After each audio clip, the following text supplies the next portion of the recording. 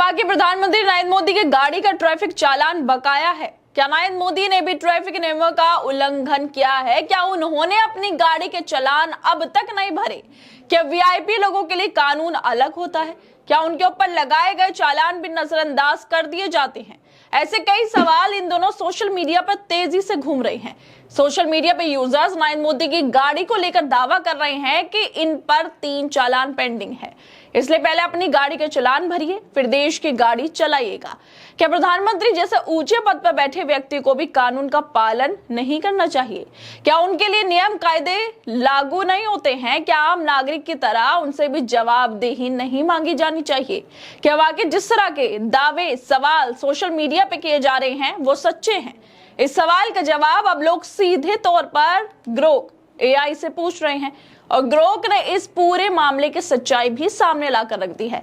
बड़ी संख्या में लोग ग्रोक से ये जानना चाह रहे हैं कि क्या वाकई नरेंद्र मोदी की गाड़ी पर चालान बकाया है या नहीं है। इस सवाल पर ग्रोक लगातार जवाब भी दे रहा है और तथ्यों के आधार पर सच्चाई सामने भी रख रहा है। दरअसल सोशल मीडिया पे लोग कह रहे हैं कि नरेंद्र मोदी जी, आपकी गाड़ी नंबर DL2CAX 2964 पर 3 चालान पेंडिंग है। कृपया समय पर चालान का भुगतान करें और अगली बार ऐसे किसी भी उल्लंघन से बचे। इस सवाल की सच्चाई जानने के लिए लोग ग्रोक के पास पहुंच गए और पूछने लगे कि ग्रोक इस बात में कितनी सच्चाई है वो बता दो। इस सवाल पर ग्रोक अच्छे से जवाब भी देने लगा।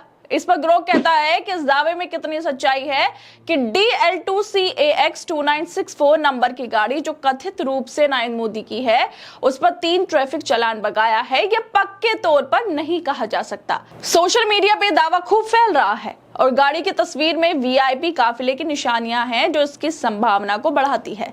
लेकिन ना तो पीएमओ और ना ही दिल्ली ट्रैफिक पुलिस ने इसकी पुष्टि की है। गाड़ी के रजिस्ट्रेशन की जानकारी निजी होती है, इसलिए स्वतंत्र रूप से सत्यापन असंभव है। वीआईपी गाड़ियों के चालान आमतौर पर जल्दी निपटाए जाते हैं, जिससे बकाया चालान का दावा संदिग्ध लगता है। बिना आधिकारिक बयान के इस पर विश्वास करना जल्दबाजी होगी। सतर्क रहें और आधिकारिक स्रोतों पर भरोसा करें।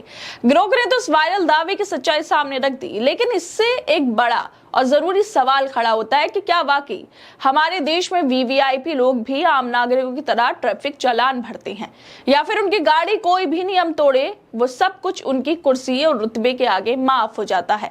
आम आदमी की गाड़ी अगर रेड लाइट क्रॉस करे या कहीं नो पार्किंग में खड़ी हो तो तुरंत चालान कटता है और उसे भरना भी पड़ता है। लेकिन जब बात किसी मंत्री, सांसद या बड़े अधिकारी की गाड़ी के हो तो अक्सर ये देखने को मिलता है कि ना तो चालान कटते हैं और अगर कट भी जाए तो उन पर कोई ठोस कार्रवाई नहीं होती।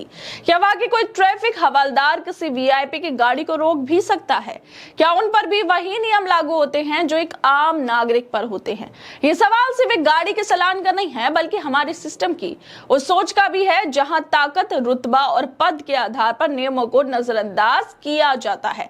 अगर कानून सबके लिए बराबर है तो फिर वीआईपी या आम आदमी में फर्क नहीं होना चाहिए।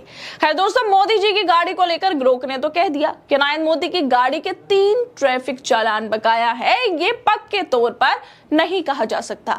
ना तो पीएमओ और ना ही ट्रैफिक पुलिस ने इसकी पुष्टि की है। गाड़ी के रजिस्ट्रेशन की जानकारी भी निजी होती है, इसलिए इसकी वेरिफिकेशन संभव नहीं है, इसको बताया नहीं जा सकता। और ठीक से ये जो दावा किया जा रहा है वो ठीक भी नहीं लगता और इस पर विश्वास करना जल्दबाजी भी होगी। ग्रोक ने तो ये सच्चाई बता दी, लेकिन आप लोग क्या लगता है? इस वीडियो को लेकर हमें अपनी राय जरूर दें और बाकी तमाम खबरों को देखने के लिए जुड़े रहिए हमारे साथ।